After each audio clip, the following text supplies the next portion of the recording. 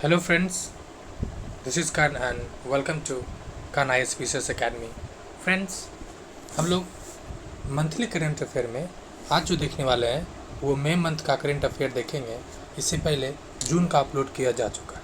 इस सीरीज़ में आपको जनवरी 2023 जी हाँ जनवरी 2023 तक के करंट अफेयर को कवर कराया जाएगा ऑल्टरनेटिव वे में। तो चलिए आज अभी मई मंथ का देखते हैं जो आपको पीटी मेंस इंटरव्यू एंड ऐसे जो अलग अलग बाइफरकेट करके बताया जाएगा। चलिए स्टार्ट करते हैं। सबसे पहले हम लोग जो देखेंगे वो राष्ट्रीय घटनाक्रम। राष्ट्रीय घटनाक्रम में जो आज के लिए जो इम्पोर्टेंट है आपके लिए वो क्या है। सबसे पहले कुछ केस है, जैसे मानहानि का केस जो राहुल गांधी पे हुआ है। दूसरा, सर्वोच्च न्यायालय के द्वारा जो विपक्षी दलों के द्वारा दिए गए 14 विपक्षी दलों के द्वारा दिए गए जांच एजेंसियों के खिलाफ जो रिट, उसको देखेंगे। साथ साथ दिल्ली मुंबई के पश्चात जो एक दिव्य मेला लगा वो कहाँ लगा। उसके अलावा मिसाइल जो इसरो के द्वारा प्रक्षेपण किया गया उसको देखेंगे। उसके अलावा जो चुनाव आयुक्त को लेके यानी चुनाव को लेके जो सर्वोच्च न्यायालय ने यानी सुप्रीम कोर्ट ने क्या कहा उसको देखना है। उसके अलावा इसार यानी नासा का जो निसार है, निसार को देखना है। उसके अलावा इसरो ने कुछ और उपलब्धि हासिल किया यानी इसरो से रिलेटेड एक और फैक्ट है। उसके अलावा राजस्थान में जो 19 जिले बने उससे क्या स्थिति बनता है। सर्वोच्च न्यायालय में जो न्यायाधीश की नियुक्ति है या रिक्ति है उसको देखेंगे। उसके अलावा इसरो की कुछ और सफलता यानी इसरो की कुछ ज़्यादा ही इसमें इस मंथ का राष्ट्रीय घटनाक्रम में है। तो 1 बाय 1 चलिए देखते हैं। सबसे पहला न्यूज़ क्या है। पहला ये है, पहला है मानहानि केस। जी हाँ, क्या कह रहा है। मानहानि के एक मामले में वरिष्ठ कांग्रेसी नेता श्री राहुल गांधी को 2 वर्ष के कारावास की सजा के पश्चात लोकसभा से उसकी सदस्यता को समाप्त कर दिया गया। जी हाँ, यानी मानहानि आपके लिए इसमें इम्पोर्टेंट क्या है। इम्पोर्टेंट ये है, पहली बात, ये केस कब हुआ था, किस राज्य भाषण दिया गया था। तो कोलार में जो कर्नाटक में ये स्पीच दिए थे और किस नाम को लेके थे, मोदी उपनाम को लेके। इंपॉर्टेंट है। अब इम्पॉर्टेंट इसमें यह है कि सज़ा किसने दिया, तो सूरत हाईकोर्ट ने, सूरत कोर्ट ने दिया, हाईकोर्ट ने सूरत कोर्ट ने दिया है। और कितने वर्ष का, 2 वर्ष का। ये इंपॉर्टेंट नहीं है कि 2 वर्ष सजा वर्ष, इंपॉर्टेंट आपके लिए ये है कि किस एक्ट के अनुसार हुआ। ठीक है, किस एक्ट के यानी किस अनुच्छेद के अनुसार हुआ है। तो जो संविधान के आर्टिकल 102 यानी 102 के ए में जो जनप्रतिनिधि अधिनियम 1951, ठीक है, यानी अनुच्छेद 102 यूज किया गया। और दूसरा जो कानून या रूल जो इसमें यूज किया गया वो है जनप्रतिनिधि अधिनियम 1951 यानी पीपल्स रिप्रेजेंटेटिव एक्ट 1951 के सेक्शन 1। जी हाँ, ये सेक्शन 8 है, आपको अच्छे से देखना है।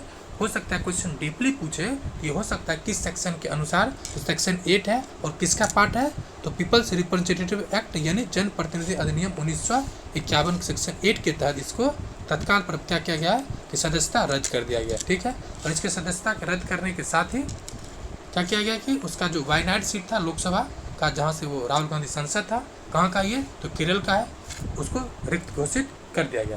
बाकी इसमें आपके लिए काम की चीज़ें नहीं है। फैक्ट है, ये जो शिकायतकर्ता कौन थे, तो श्री पुरजेश जो मोदी उपनाम के शिकायतकर्ता थे। उसके अलावा इसमें क्या किया था, जो जेल न्यायाधीश हैं उसने किस आईपीसी का उपयोग किया, यानी इंडियन पिनल कोड यानी भारतीय दंड संहिता 499 500 के तहत। मतलब ये प्रावधान है कि अगर सज़ा किस आधार पर दिया गया है, किस आईपीसी के तहत, तो आईपीसी 499 और आईपीसी 500 यानी 499 और 500 के तहत जो मैक्सिमम सज़ा हो सकता है वो मैक्सिमम सज़ा दिया गया है। ये फैक्ट था। तो नेक्स्ट खबर देखते हैं।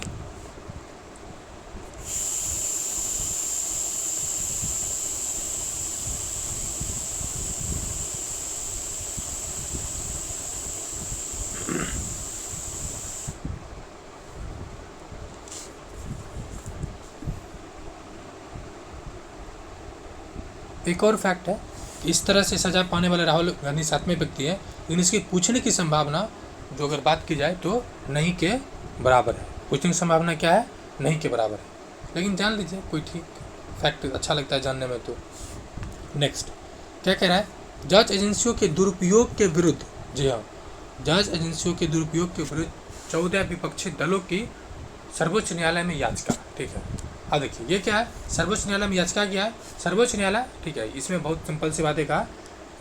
जो विपक्षी दल था, अपोजिशन पार्टी था, उसका कहना था कि जो जांच एजेंसियां हैं वो जैसे ईडी हुआ या सीबीआई हुआ ये सब क्या कर रहा है कि जांच एजेंसी को सरकार के निर्देशन में, सरकार के परिसर में आके ज़बरदस्ती चेक कर रहा है, ज़बरदस्ती छापे मार रहा है।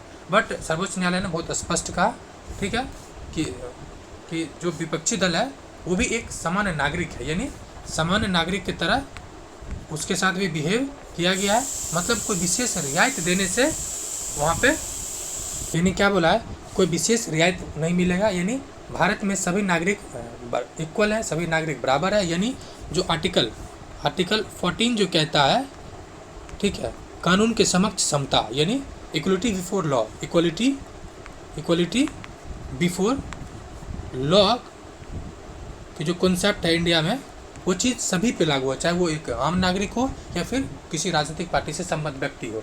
इसीलिए सर्वोच्च न्यायालय इस पर कुछ खास मामला को एक्शन नहीं लिया, सिंपल सुना। लेकिन कुछ फैक्ट है, जैसे उसका कहना है विपक्षी दलों का कि 95% मामले विपक्षी नेताओं के विरुद्ध है, यानी जो CBI हो या ED जो जांच कर रही है उसमें से 95% मामला क्या है, 5 में से जो दोष सिद्धि का जो दर है केवल 4 से, मतलब 95 में से केवल 4 से 5% ऐसे मामले हैं जो सही पाया जाता है, बाकी सब मामला गलत तरीके से होता है, ठीक है।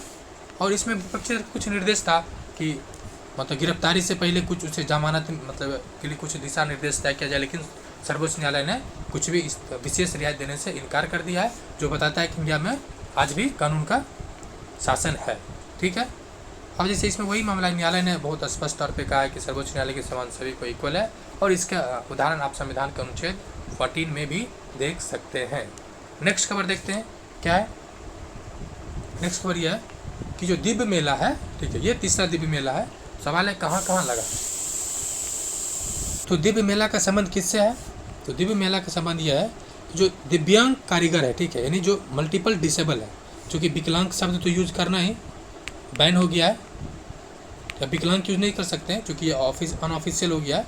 इसके लिए आप दिव्यांग यूज कर सकते हैं, मल्टीपल डिसेबल, ठीक है। ये दिव्यांग जो कारीगर है, ठीक है, शिल्पकार है या हस्तकारों के द्वारा जो आत्मनिर्भरता प्राप्त करने के लिए जो उत्पाद बनाया जाता है, उसके प्रदर्शनी के लिए ये दिव्यांग मेला या दिव्य मेला का आयोजन किया गया। ये तीसरा था जो मध्य प्रदेश में लगा था। कुछ और फैक्ट है, जल्दी देखते हैं। मेला जो मेन है कि जो कारीगर है, ठीक है, जो डिसेबल कारीगर है, उसको एक विपणन प्रदान करा। विपणन मतलब क्या होता है? मार्केटिंग। क्या होता है? एक तरह से उसको मार्केट उपलब्ध कराना। तो एक फैक्ट हो गया, यानी दिव्य मेला का संबंध किससे है? दिव्यांगजन से। दूसरा जो इम्पोर्टेंट आपके लिए इम्पोर्टेंट ये है कि इसका जो आयोजन है वो किसके द्वारा किया गया है? सामाजिक न्याय एवं अधिकारिता मंत्रालय के दिव्यांग अधिकारिता विभाग की योजना है, ठीक है। इसका योजना किसका है? सामाजिक न्याय एवं अधिकारिता मंत्रालय के दिव्यांगजन अधिकारिता विभाग की ये योजना है। ऐसा पहला मेला 2022 में ही किया गया था, अपने तरह की ये तीसरा मेला है। दूसरा मेला भी ये मुंबई में हुआ था, और ये जो मतलब 16 से 25 फरवरी 2023 मुंबई में, तथा इस कड़ी में ये कौन सा है? तीसरा है, जो भोपाल हाट के नाम से फेमस है। दूसरा जो आपके लिस्ट में काम की खबर है, खबर ये है कि ये जो मंत्रालय है, इसका मंत्री कौन है? सामाजिक न्याय एवं अधिकारिता मंत्रालय के मंत्री कौन है? डॉक्टर वीरेंद्र कुमार। व राज्य मंत्री कौन है? कुमार प्रतिभा भौमिक, ठीक है, जो मध्य प्रदेश का राज्यपाल। ये भी हालांकि ये स्टेट विशेष है, मतलब स्पेशल आपको काम आएगा। श्री गंगूबाई पटेल ने 12 मार्च को इसका क्या किया? इनोग्रेशन किया। तो ये सब इंपॉर्टेंट था, 2-3 फैक्ट है, ज़्यादा इसमें कुछ है नहीं, इसलिए बहुत ज़्यादा खंगालने की जरूरत भी नहीं है। नेक्स्ट क्या है? नेक्स्ट ये है कि सतह से अब आकाश में मार करने वाले मध्यम दूरी की मिसाइल का INS विशाखापट्टनम से परीक्षण। जी हाँ, तो ये जो परीक्षण किया गया, इसमें आपके लिए इंपॉर्टेंट क्या है? तो आपके लिए जो इंपॉर्टेंट है उसको देखते हैं। पहली बात, इसका जो परीक्षण किया गया था वो कब किया गया था? 7 मार्च। किसी एग्जाम में पूछ भी लिया जाता है तो कब किया गया था? 7 मार्च को किया गया था। कहाँ से किया गया? तो जब भारतीय नौसेना की युद्धपोत INS विशाखापट्टनम से, ठीक है। कुछ और फैक्ट है, देखते हैं। तो सतह से आकाश में मार करने वाली मध्यम दूरी की कौन सा मिसाइल है? Medium range surface to air missile, ठीक है। ये सफल परीक्षण किया गया। अब इम्पोर्टेंट क्या आपके लिए? ये जो इसका जो मतलब निर्माण जो किया गया है, ठीक है, इसका निर्माण रक्षा अनुसंधान विकास संगठन अर्थात DRDO वो इम्पॉर्टेंट है, ध्यान रहे, DRDO किया, साथ ही साथ इंस्टीट्यूट ऑफ एक्सक्वायरी ऑफ इंडिया यानी AIA के सहयोग से सार्वजनिक क्षेत्र की कंपनी, जी हाँ, भारत डायनेमो मिक्स लिमिटेड के द्वारा, यानी इसमें तीन पार्ट सहयोगी है। कौन कौन है? पहले तो DRDO है, DRDO। दूसरा इंस्टीट्यूट ऑफ एक्सक्यूरीज ऑफ इंडिया। दूसरा कौन है, सॉरी तीसरा कौन है, तो भारत डायनेमोमिक्स लिमिटेड के सहयोग से इसका किया गया है। उसके बाद इसके मारक क्षमता कितना है, वैसे तो पूछ लेता है पेलोड उलोड, तो ये मेंस में लिखना हो तो विशेष लिखा जाएगा, बाकी प्रीलिम्स के लिए उतनी इंपॉर्टेंट नहीं है, मेंस में भी उतना फैक्ट नहीं लिखने की जरूरत है, ठीक है। यानी मिसाइल रेंज की बात की जाए, ये पूछा जाता है रेंज इसका कितना है, तो 100 किलोमीटर है। कितना रेंज है, 100 किलोमीटर। नेक्स्ट कुछ और फैक्ट है इसी से रिलेटेड, ठीक है। इसका क्या है कि इस रेंज में दुश्मन जो भी आएगा चीज़ को सबको पूरी तरह से नष्ट करिए, इंपॉर्टेंट था। यानी विशाखापट्टनम से इसका परीक्षण किया गया, 100 किलोमीटर रेंज है और 3 कंपनियों ने इसको मिलकर बनाया है। तो चलिए नेक्स्ट खबर देखते हैं। नेक्स्ट खबर क्या है, निसार। जी हाँ, क्या है, निसार। ये निसार है क्या, तो ये पिछले कई वर्षों से खबर में, कई महीनों से, तो मुझे उम्मीद है कि आपको याद ही होगा। निसार है क्या, तो NASA ISRO synthetic aperture radar. जी हाँ, क्या है, निसार। इसमें NASA ISRO synthetic aperture radar, यानी नासा और इसरो का ये क्या है, संयुक्त परियोजना है, दोनों मिलकर इस पे काम कर रहा है, रडार है। तो चलिए देखते हैं क्या कह रहा है कि पृथ्वी की अवलोकन के लिए, जी हाँ, पृथ्वी के अवलोकन के लिए अमेरिकी अंतरिक्ष एजेंसी नासा और इसरो, जो भारतीय अंतरिक्ष एजेंसी इसरो, दोनों मिलके ये काम कर रहा है, ठीक है। और इसको क्या किया गया, अब जो ये रडार बनकर तैयार हो गया, तो उसको कहाँ लाया है, बेंगलुरु लाया है। क्यों लाया है बेंगलुरु, तो वहाँ से इसको प्रक्षेपण करेगा, ठीक है।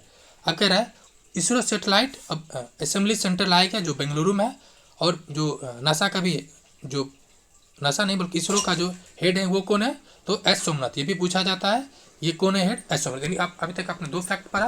पहला, तो निसार का संबंध किस किस से है, तो निसार का संबंध नासा और इसरो से है। दूसरा, इसरो का अभी जो चेयरपर्सन है कौन है, एस सोमनाथ जो है, ठीक है। और इसका जो प्रक्षेपण किया जाएगा वो कब किया जाना, अगले वर्ष, यानी एक तरह से अभी ये क्या है, तो नेक्स्ट वर्ष इसको किया जाना। अब देखिए, चूंकि ये पृथ्वी अवलोकन है, ठीक है, ये मेंस में और इंटरव्यू दोनों में काम आएगा आपको, ऐसे में आएगा ही। इसमें काम क्या आएगा, इसे कभी कभी पूछा जाता है एग्रीकल्चर से रिलेटेड, या जब बाढ़ आ जाता है तो उसमें किस तरह से सेटेलाइट का यूज़ किया जाता है, ये आपको काम आएगा। क्योंकि ये किस तरह से है, तो पृथ्वी अवलोकन है, यानी पृथ्वी के डेटा को अवलोकन करेगा, डेटा को संग्रह करेगा, चाहे वो कृषि संबंधी मैपिंग करना हो, या फिर जैसे अभी जो किया जा रहा है सेटेलाइट के माध्यम से फॉरेस्ट सर्वे, ठीक है, फॉरेस्ट सर्वे भी किया जा रहा है, वो भी सेटेलाइट से ही किया जा रहा है, सेटेलाइट के माध्यम से ही, उसमें भी काम आएगा। साथ ही साथ जो भूस्खलन होता है, जैसे उत्तराखंड में आ गया था, उस तरह से जो संबंधित घटनाएं, उस पर लगाम होगा या उस पर चीज़ों को पहले से देखा जा सकता है, ठीक है। इसमें 40 फुट व्यास वाले उपग्रह जोशीमठ जैसी घटना भी, जो दरार आ गया था, वो सबको भी पूर्ण परीक्षण में काफ़ी महत्वपूर्ण भूमिका निभा सकता है। इस तरह से इसका उपयोग है जो आपको मेंस में काम आएगा, ठीक है। अब इसमें कुछ और टेक्निक है, जैसे या फिर इसको केस स्टडी है, ठीक है। कोई जैसे ऐसे लिख रहे हैं ना, तो उसमें केस स्टडी के माध्यम से लिख सकते हैं कि जो जोशीमठ जैसे घटना हुआ था उसको आप टेक्नोलॉजी के माध्यम से कैसे उसको कम कर सकते थे, ठीक है, ये लिख सकते हैं। अब इसमें कुछ तकनीक है जो इसको यूज़ किया गया है। ये अगर एडवांस लेवल क्वेश्चन पूछा प्रीलिम्स में तो पूछ सकता है कि इसमें 2 अलग अलग रडार है। सवाल है कौन कौन रडार है। पहला जो रडार है वो एस बैंड का है, कौन सा है, एस बैंड का है। दूसरा एल बैंड का है, ठीक है, एस और एल बैंड का है। अब ये क्या होता है, डिटेल इसको जब पढ़ेंगे साइंस एंड टेक्नोलॉजी तो उसमें देखेंगे, बट आपके लिए अभी काम का चीज़ इतना ही है, ठीक है। और दूसरा, इसरो ने 1979 से अब तक 30 से अधिक पृथ्वी उपलोकन ग्रह का प्रक्षेपण कर चुका है। जी हाँ, ये हालांकि मेंस में लिख सकते हैं कि इसरो को इस क्षेत्र में, यानी पृथ्वी अवलोकन के क्षेत्र में काफ़ी मतलब ज़्यादा अनुभव है, इसीलिए इस तरह से सफलता इसको मिलने की ज़्यादा चांसेज है। ये हो गया। नेक्स्ट खबर देखते हैं जो आपके लिए इंपॉर्टेंट है। नेक्स्ट खबर क्या है कि 12 वर्ष पुराने निष्क्रिय उपग्रह को नियंत्रित तरीके से इसरो ने समुद्र में गिराया। जी हाँ, ये खबर आपके लिए कैसे काम आएगा। एक तो प्रीलिम्स में काम आएगा, बहुत सारा प्रैक्टिस में वो देखेंगे। मेंस में भी काम आएगा, जो कचरा प्रबंधन से रिलेटेड आता है, या स्पेस वार जो है ना होने की जो संभावना है फ्यूचर में, उससे भी उसमें भी अभी काम आएगा। तो चलिए देखते हैं कौन कौन से फैक्ट किस पे काम आएगा। क्या कह रहा है कि जो इसरो है 12 वर्ष पुराने पृथ्वी की निचली कक्षा में स्थापित है मेगाट्रॉपिक्स 1, इसको नाम याद कर लीजिए, कौन सा है, मेगाट्रॉपिक्स 1 को अत्यंत नियंत्रित तरीके से बहुत ही सफलतापूर्वक इसको 7 मार्च को इसको हिंद महासागर में कहाँ इसको गिराया, तो हिंद महासागर में इसको गिरा लिया। इसरो को इसमें जो मदद किया है ना, जो हेल्प किया है, इस उपग्रह को इसरो फ्रांस की अंतरिक्ष एजेंसी, जी हाँ, ये 65th में PCS में पूछा गया था, BPSC में, कि फ्रांस के जो अंतरिक्ष एजेंसी है, सॉरी उसमें जापान का पूछा गया था, तो फ्रांस का भी पूछा जा सकता है। 65th में जापान का था। फ्रांस का कौन एजेंसी है? तो CNES, ठीक है, CNES फ्रांस के जो अंतरिक्ष एजेंसी, उसके सहयोग से दोनों मिलकर इसको क्या किया, पृथ्वी पे जो प्रशांत महासागर है उसमें इसको गिराया है। अब इम्पोर्टेंट दूसरा इसमें खबर आपके लिए क्या है, ये सब तो कहानियाँ हैं। अब क्या कह रहा है, इसरो कह रहा है कि इसरो के अनुसार यदि ये मेंस में आपको काम आएगा, यदि इसरो के अनुसार इसे नहीं गिराया जाता, यह निष्क्रिय उपग्रह 100 वर्षों तक अपनी कक्षा, मतलब जो पृथ्वी के चक्कर लगाते रहते, यानी ये अगले 100 वर्षों तक कई सैटेलाइट को डैमेज कर सकता था, और इवन की जो अंतरिक्ष जो कचरा है, अंतरिक्ष डेब्रीज है, स्पेस डेब्रीज, उसमें भी ये काफ़ी ज़्यादा मात्रा में वृद्धि करती। ये जो ट्रॉपिक्स 1 था, इसको रिटर्न करने के उद्देश्य से बनाया ही नहीं गया था, इसलिए भी इम्पॉर्टेंट है। तो ये अपने आप में काफ़ी बड़ी सफलता है, क्योंकि जो रिटर्न होने के लिए बना ही नहीं था, लेकिन उसको विशेष प्रयास से लाया गया, इसलिए वो काफ़ी बेहदपूर्ण चुनौती था।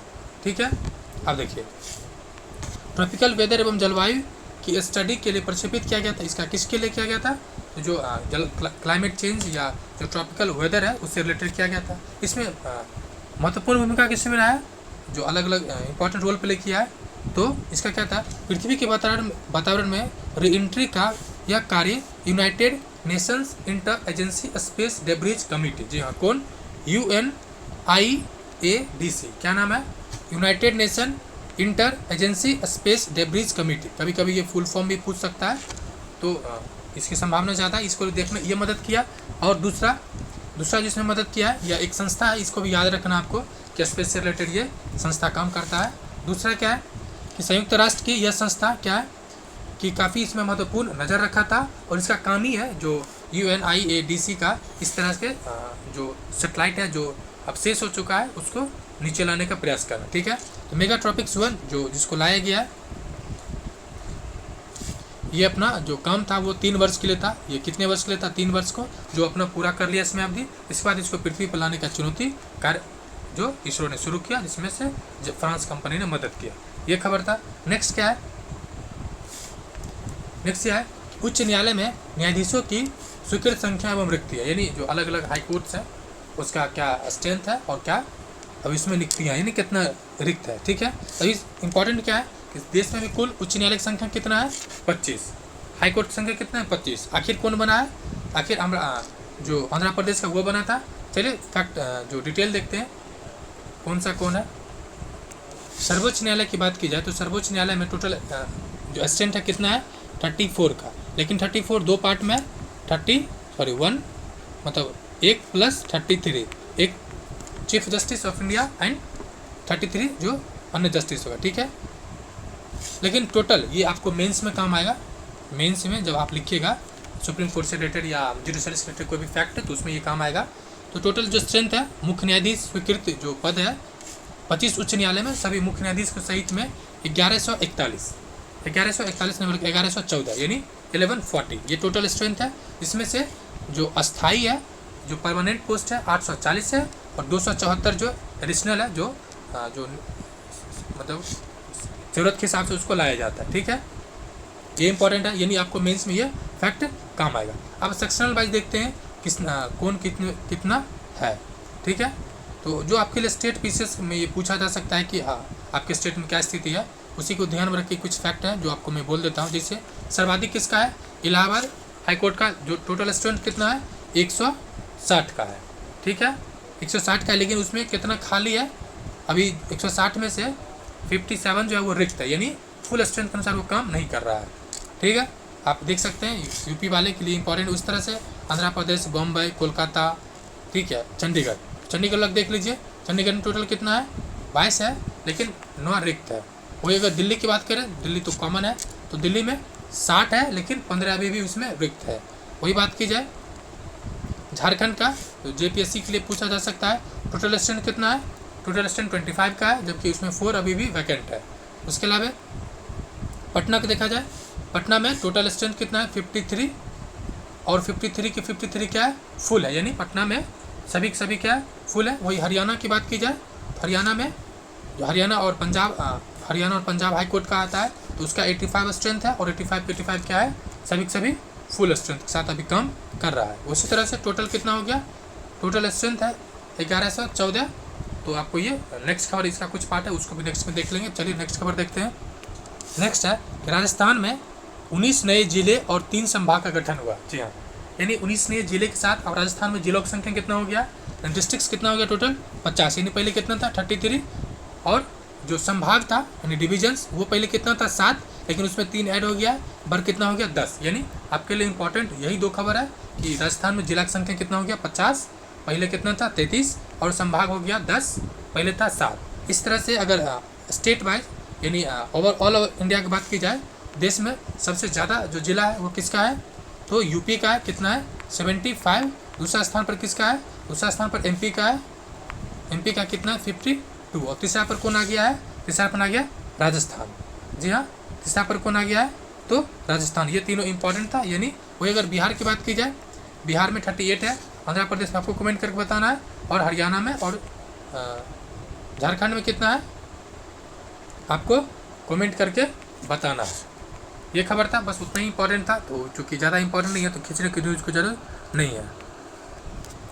नेक्स्ट है अंतर्राष्ट्रीय परिदृश्य यानी अंतर्राष्ट्रीय घटनाक्रम जो इम्पॉर्टेंट है उसको देखते हैं।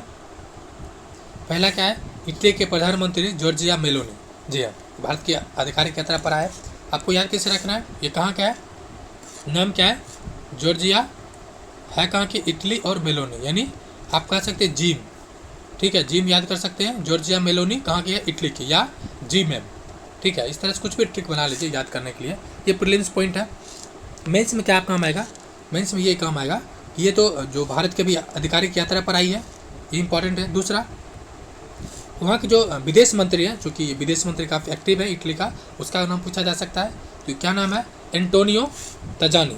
एंटोनियो तजानी नाम है, और भारत के विदेश मंत्री का नाम तो आपको याद ही होगा। बस इसमें ये इंपॉर्टेंट था। कुछ और फैक्ट है वो भी देख ही लेते हैं। एक कॉमन है, जो भी अगर राष्ट्रपति भवन में जाएगा ही, फिर राजघाट पे जाके गांधी जी को समाधि स्थल पे कुछ पुष्प को चढ़ाएगा, ये सब बहुत कॉमन है, ठीक है, हर नेता करता है, तो इसलिए वो उसको डिस्कस नहीं करने वाले यहाँ पे। जो कॉमन है वो करता ही करता है, उसको उतना दिमाग नहीं लगाना है। जो अलग सा है जो उसको देखने हैं, तो हम लोग देखते हैं ये क्या है। दोनों देशों ने स्टार्टअप कंपनियों के बीच संवर्धन यानी इन्वेस्टमेंट के लिए भारत इटली स्टार्टअप ब्रिज, जी हाँ ये इंपॉर्टेंट है। दोनों देशों के बीच क्या है, भारत इटली स्टार्टअप ब्रिज की घोषणा की गई है। जी हाँ, कौन सा, तो भारत और इटली स्टार्टअप ब्रिज। तो इसमें क्या क्या है, एक कॉमन सब्जेक्ट है, ठीक है। आप अगर मेंस आंसर राइटिंग कीजिएगा, ये आप कॉमन है जिसको आपको याद करके रखना। जैसे किसी भी देश के साथ चाहे भारत की प्रतिनिधि जाए या कोई भी देश भारत आता है, उस कुछ कॉमन सेक्टर है, जैसे नवीकरणीय ऊर्जा, ग्रीन हाइड्रोजन, सेमीकंडक्टर्स, टेलीकॉम, जैसे ये अपवाद है, सबके साथ नहीं होता है। टेलीकॉम, अंतरिक्ष, अंतरिम, ये सब कॉमन पॉइंट है जहां आपको मिलेगा। साथ ही साथ अर्थव्यवस्था, रक्षा, प्रौद्योगिकी, ये सब भी कॉमन है, आपको एकदम याद करके रखना। ये सब कॉमन आईआर का क्षेत्र है जहां से ये क्वेश्चन पूछा जाता है। ये सब क्षेत्र पे क्या हुआ, बातचीत हुई, कुछ साझेदारी हुआ होगा। देखते हैं कौन सा साझेदारी है। अब देखिए जो संबंध है ना, किस तरह की साझेदारी है, ये इंपॉर्टेंट है। दोनों के बीच रणनीतिक भागीदारी यानी स्ट्रेटेजिक पार्टनरशिप है, यानी जो सामरिक जो पॉइंट्स है भारत के आसपास, उस पर भी दोनों के बीच वार्ता होती है, ये इंपॉर्टेंट है, ठीक है। यानी स्ट्रेटेजिक के तौर पे उसको देखा जाता है। और एक चीज़ और है कि दोनों देशों के बीच सैन्य अभ्यास की शुरुआत की जाएगी, यानी अभी दोनों देश के बीच किसी तरह का कोई सैन्य अभ्यास यानी कोई एक्सरसाइज नहीं होता है, ये इंपॉर्टेंट है। दूसरा इंपॉर्टेंट क्या है कि अब सिंपल सी बात है, जब सैन्य अभ्यास होगा तो उसका उद्देश्य क्या होगा, जो अलगाववाद है, आतंकवाद है, ठीक है, इस सब के विरुद्ध, या जो inter terrorism, cross border terrorism है, उस पर ये सब संघर्ष करना है, या दोनों देश के बीच में सहयोग को बढ़ाना है, ये सब कॉमन है जो आपको हर एक देशों के बीच मिलेगा, जिसको आपको पहले से सोच कर रखना है, ठीक है। नेक्स्ट पॉइंट क्या है कि जो भारतीय प्रधानमंत्री ने स्पष्ट किया है कि युद्ध का समाधान, ये स्टेटमेंट है जो आपको क्या करना है, कोट करके कहीं भी टिप देना, मतलब लिख के रखना है कि आपके लिए इंपॉर्टेंट है। क्या कह रहा है कि भारतीय प्रधानमंत्री ने स्पष्ट किया है कि युद्ध का समाधान, ये जो था ये यूक्रेन के संबंध में आया था, युद्ध का समाधान तलाशने के लिए भारत शांति प्रक्रिया में योगदान देने के लिए पूरी तरह से तैयार है। मैं इसलिए कह रहा हूँ क्योंकि मेरे से 64 इंटरव्यू में एक सवाल था इसी से लेके, ठीक है, तो सवाल ये था कि जो अभी 10वां या 11वां दौर का वार्ता हो रहा था भारत चीन जो गलवान घाटी हुआ था उससे रिलेटेड, तो ये पूछा गया था कि ऐसा क्यों नहीं किया जा रहा है कि भारत चूँकि समृद्ध हो चुका है तो अटैक करके अपना राज्य को छीन ले। ये सवाल था, तो मेरा जवाब था बिल्कुल नहीं, क्योंकि भारत एक शांतिप्रिय देश है और किसी भी देश के साथ शांति से बेहतर कोई विकल्प नहीं हो सकता है। हाँ, ये बात सही है कि बातचीत थोड़ा लंबा हो रहा है, लेकिन मुझे उम्मीद है कि शांति के माध्यम से ये बातचीत का हल निकलेगा। इस तरह से मेरा कुछ गोलमोल जवाब था जो वहाँ पे ज़रूरत भी था। ठीक है, आपको भी उसी तरह से देना है। एक चीज़ और है, क्या कह रहा है कि 2 मार्च को जो GIM थी जिम थी यानी जॉर्जिया मेलोनी इटली की जो प्रधानमंत्री है, ये क्या किया है कि जो राइसिना डायलॉग है, राइसिना डायलॉग में पार्टिसिपेट किया था। सवाल है राइसिना डायलॉग क्या है, उसको देखेंगे, अभी देखेंगे। ठीक है, इसमें पार्टिसिपेट किया, बाकी इसमें कोई खबर आपके लिए अभी नहीं है। ये राइसिना डायलॉग है, क्या है राइसिना, आपने ज्योग्राफी में राइसिना जरूर पढ़ा होगा, क्योंकि जो दिल्ली है, ठीक है, दिल्ली जो है वो रायसीना पहाड़ी पर ही बसा हुआ है, इसीलिए इसको दिल्ली में जो भी संवाद होता है, एक विशेष संवाद का नाम है जो भारत के कूटनीतिक के तौर पे देखा जाता है, भारत के वैश्विक एक संवाद है वो रायसीना संवाद है। ये इसका 8वां सीरीज है। ठीक है, इसमें इटली की जो प्रधानमंत्री जॉर्जिया मेलोनी पार्टिसिपेट की, साथ ही साथ जो ऑस्ट्रेलिया का प्रधानमंत्री है एंथोनी अल्बनीज, ये भी पार्टिसिपेट किया। और तीसरा जो व्यक्ति है, ऐसे तो कई 200 से अधिक देशों ने पार्टिसिपेट किया, लेकिन जो मुख्य है और जो जापान के प्रधानमंत्री कौन है, फूमियो किशिदा, ये 3 यात्रा पाए थे और इसमें तीनों इसमें पार्टिसिपेट किए। साथ ही साथ टॉपिक था फ्रेंड्स, टॉपिक था तो वो गलत हो गया है, बस पीयूष गोयल के साथ मिलकर वाणिज्यिक गोलमेज सम्मेलन पर भी बातें हुआ है। नेक्स्ट खबर क्या है आपके लिए, नेक्स्ट खबर यह है ऑस्ट्रेलिया के प्रधानमंत्री एंथोनी अल्बनीज भारत की यात्रा पर आए। जी हाँ, कौन भारत की यात्रा पर आए, ऑस्ट्रेलिया के प्रधानमंत्री, नाम क्या है, तो नाम यह है एंथोनी अल्बनीज, जो आपके लिए इंपॉर्टेंट है। कब से कब तक यात्रा पर रहा, कभी कभी ये भी पूछ लिया जाता है, तो 8 से 11 मार्च के बीच रहा। ठीक है, भारत की उनकी ये पहली यात्रा थी, इंपॉर्टेंट इसलिए भी है क्योंकि वह भारत की पहली यात्रा पर आए थे। ठीक है, नेक्स्ट जो आपके लिए इंपॉर्टेंट, इसमें क्या है इंपॉर्टेंट, तो होली के दिन राजभवन में राज्यपाल आचार्य देवव्रत के अब मुख्यमंत्री जो उससे अभी भी गुजरात का मुख्यमंत्री रही है, कौन है, भूपेंद्र पटेल, साथ होली उत्सव में भी पार्टिसिपेट किया। ठीक है, ये सब इंपॉर्टेंट है, मतलब एक दिन की यात्रा पर आए और मतलब होली मिलन हुआ, ये सब भी इंपॉर्टेंट है। बाकी देखते हैं इसके लिए, इसमें और आपके लिए क्या इंपॉर्टेंट है। और इसमें आपके लिए इंपॉर्टेंट यह है कि दोनों देशों के बीच संपन्न आर्थिक सहयोग एवं मतलब संबंध कैसा है, ये मेंस के लिए इंपॉर्टेंट है। संबंध कैसा है, आर्थिक सहयोग एवं व्यापारिक समझौते दोनों देशों के बीच हुआ, यानी जो ये कहना ये चाह रहा है कि फ्री ट्रेड एग्रीमेंट दोनों देशों के बीच हुआ है हाल ही में, मतलब इसका वार्ता हुआ था, इसकी शुरुआत कह सकते हैं यहाँ पर हुआ था। और साथ ही साथ युद्धपोत INS विक्रांत का अवलोकन भी किया गया। बस इंपॉर्टेंट है कि आया घूमा, ज़्यादा नहीं। दूसरी बात वही कि फिर गांधी जी के समाधि पर आए, पुष्प अर्पित किया, ये सब कॉमन टॉपिक है जो हर देश जो राष्ट्राध्यक्ष आता है वो जाता ही है। इंपॉर्टेंट उस पर क्या है, नेक्स्ट आपके लिए जो इंपॉर्टेंट है वो क्या है कि रक्षा सहयोग दोनों देशों के बीच व्यापक साझेदारी, कॉम्प्रहेंसिव स्ट्रेटेजिक पार्टनरशिप। जी हाँ, अगर आप मेंस लिखने जा रहे हैं, ठीक है, तो आपको इस पॉइंट को कोट कहीं अपने डायरी में लिख लेना है। भारत और ऑस्ट्रेलिया के बीच कैसा साझेदारी है, तो कॉम्प्रहेंसिव स्ट्रेटेजिक पार्टनरशिप। जी हाँ, व्यापक राजनीतिक साझेदार। क्या है, व्यापक राजनीतिक साझेदार। ये मतलब अगर रक्षा पॉइंट अगर बनाइएगा उसमें लिख दीजिएगा कि भारत का और ऑस्ट्रेलिया का संबंध कैसा है, व्यापक स्ट्रेटेजिक पार्टनरशिप। ठीक है, ये लिखना है। अब चूँकि भारत ऑस्ट्रेलिया के बीच देखा जाए तो कहाँ कहाँ strategic partnership important role play करता है, तो प्रशांत क्षेत्र में, हिंद प्रशांत क्षेत्र में, और जो मेरीटाइम सिक्योरिटी है उसमें आपस में दोनों का साठगांठ है और दोनों सहयोग कर रहा है। और इसी के तौर पे देख सकते हैं क्वाड के दोनों में भी क्या कर रहा है, सहयोग कर रहा है। ठीक है, जिसको लेके 68 67 मेंस में एक सेपरेट क्वेश्चन भी था क्वाड को लेकर IR में। ठीक है, और दूसरा हिंद महासागर से यानी पैसिफिक ओशन से रिलेटेड कुछ और खबर है।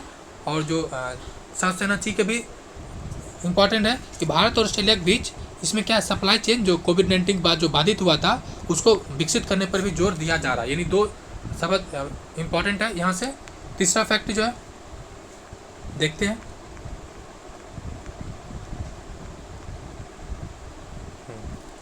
दोनों देशों के बीच कुछ फैक्ट है जिसको देख लीजिए। द्विपक्षीय व्यापार के सिलसिले में लागू पहले से 3 समझौता लागू है, और ठीक है उसको मतलब बताया कि बेहतर तरीके से आगे बढ़ रहा है। और साथ ही साथ क्या किया है, साथ साथ ये भी जो है एग्रीमेंट जो है कॉम्प्रहेंसिव इकोनॉमिक ऑपरेशन एग्रीमेंट की भी दिशा में प्रगति हुआ था, प्रगति नहीं बल्कि फाइनली ये हो भी चुका है, यानी फ्री ट्रेड एग्रीमेंट भारत और ऑस्ट्रेलिया के बीच हो भी चुका है। तो ये इंपॉर्टेंट है, ठीक है। और G20 में भारत की जो प्राथमिकता है उसमें भी ऑस्ट्रेलिया ने काफ़ी महत्व दिया है। नेक्स्ट खबर क्या है? नेक्स्ट खबर ये है प्रीलिम के पॉइंट से काफ़ी इंपॉर्टेंट है कि जो 2023 का जो G20 होने वाला है, G20 में होने वाले क्वाड शिखर सम्मेलन कहाँ होगा? ऑस्ट्रेलिया में। जी हाँ, 2023 का क्वाड शिखर सम्मेलन कहाँ होगा? तो ऑस्ट्रेलिया में, जिसमें से मोदी जी को इन्वाइट किया गया है। ये प्रीलिम्स पॉइंट ऑफ व्यू से इंपॉर्टेंट है। और जो 3 तो पहले समझौता हो चुका था और 4 समझौता, ठीक है, 4 समझौता पर हस्ताक्षर भी हुआ है। तो इसमें से कौन कौन है 4? ये मेंस में काफ़ी इंपॉर्टेंट है, प्रीलिम्स में भी कभी कभी पूछ लेता है, लेकिन मेंस के लिए काफ़ी इंपॉर्टेंट है। पहला है खेल, इनोवेशन, ऑडियो और विजुअल जो है उसके लिए, और चौथा एनर्जी सेक्टर। यानी 4 सेक्टर में एग्रीमेंट भी हुआ है, 3 सेक्टर ऑलरेडी पहले से है, ठीक है। ये इंपॉर्टेंट था। एक बेहतर लाइन है ये, आपको इंट्रो या कंक्लूजन, ठीक है, चाहे ऐसे लिख रहे हो या फिर जीएस, दोनों जगह काम आएगा। मैं बोल देता हूँ, आप इसको अपने तरीके से समराइज कर लीजिए। क्या कर रहा है? 10 मार्च को ही शाम में जो एंथनी अल्बनीज़ है, द्रौपदी मुर्मू से मतलब मुलाकात हुआ। अब देखिए इंपॉर्टेंट यहाँ से है कि दोनों देशों के बीच मैत्रीपूर्ण संबंध बताते हुए दोनों देशों के बीच मैत्रीपूर्ण या द्विपक्षीय संबंध को बताते हुए व्यापक राजनीतिक साझेदारी ने द्विपक्षीय संबंध को और प्रगाढ़ बनाया। साथ ही साथ भारत और ऑस्ट्रेलिया के बीच बढ़ते रक्षा सहयोग और गहरे, जी हाँ, यहाँ से आपको लाइन मतलब बस देश को नाम यहाँ से लिख लीजिए कि द्विपक्षीय संबंधों को और बढ़ाते हुए दोनों देशों के बीच, या भारत ऑस्ट्रेलिया लिख लीजिए, या कोई द्विपक्षीय संबंध इसके साथ हो उसके साथ इसको कोट कर देना है, कि बीच बढ़ते रक्षा सहयोग और गहरे होते संस्थागत संबंधों पर खुशी व्यक्त करते हुए उन्होंने कहा है कि दोनों देशों को महत्वपूर्ण खनिज, नवीन और नवीकरणीय ऊर्जा, साइबर, कूटनीति और नवाचार के उभरते क्षेत्र में अपना व्यवहारिक सहयोग जारी रखना चाहिए। इसी में मतलब ये यहाँ तक क्या है, आप मेंस या कहीं से भी कोट कर सकते, मतलब ये लाइन बहुत ही अच्छा है। आप जिसको इंट्रोडक्शन या कंक्लूजन लिखने में दिक्कत हो रहा हो वो आप इस लाइन को कोट कर सकते हैं, ठीक है। नेक्स्ट खबर क्या है?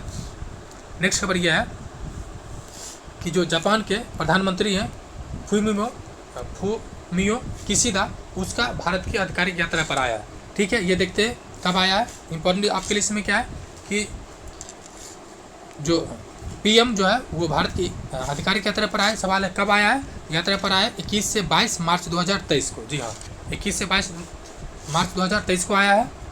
अगर फूमियो किशिदा की बात की जाए, ये भारत की दूसरी यात्रा है। जी हाँ, कितना यात्रा है? दूसरा। और वही बात की जाए तो मोदी जी और जापान के पीएम इस साल में यानी वर्ष 2023 में 2 बार मिल चुके हैं, मतलब 1 साल के अंदर। पहला जो 2022 में क्वाड का जो मीटिंग हुआ था जापान में, उसमें मिले थे, ठीक है, ये दूसरा था।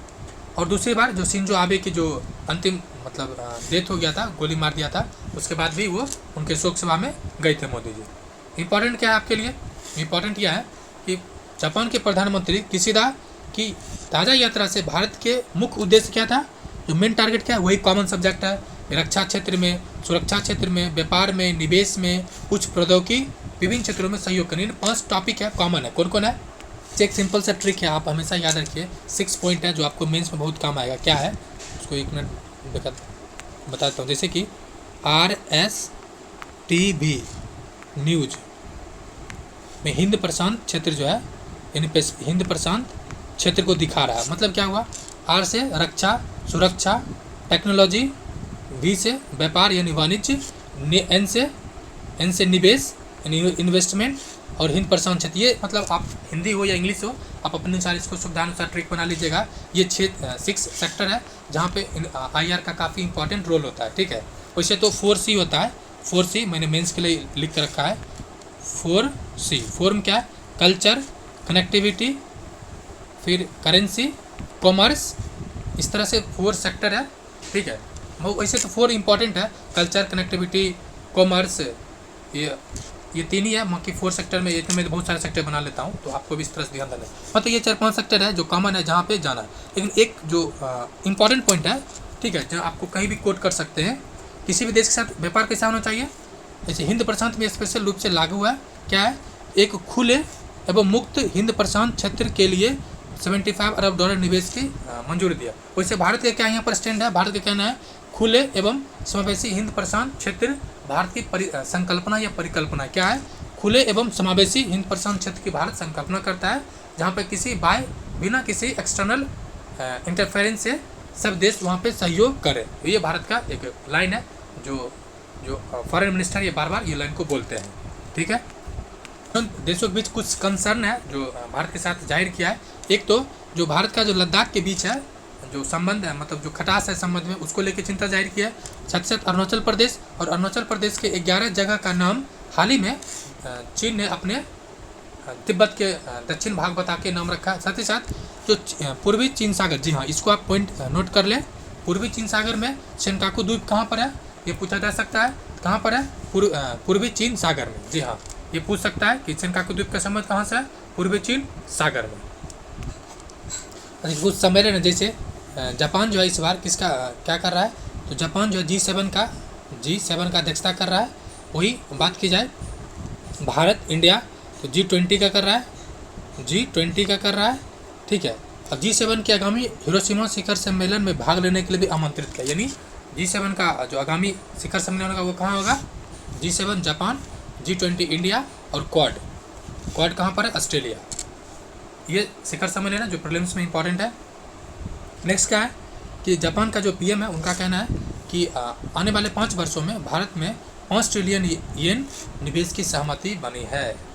क्योंकि अब इम्पॉर्टेंट क्या है, एक तो मेंस में ये आएगा कि अगले 5 वर्षों में जापान ने 5 ट्रिलियन येन चूँकि वहाँ का आधिकारिक मुद्रा है, निवेश करने की बातें कहा है। ठीक है, नेक्स्ट क्या है, कुछ और है जैसे कि ये पूछता है प्रीलिम्स में और 64 में पूछा भी था कि एक जब जापानी समझौता के अध्ययन के लिए, जापानी भाषा के अध्ययन के लिए क्या क्या है?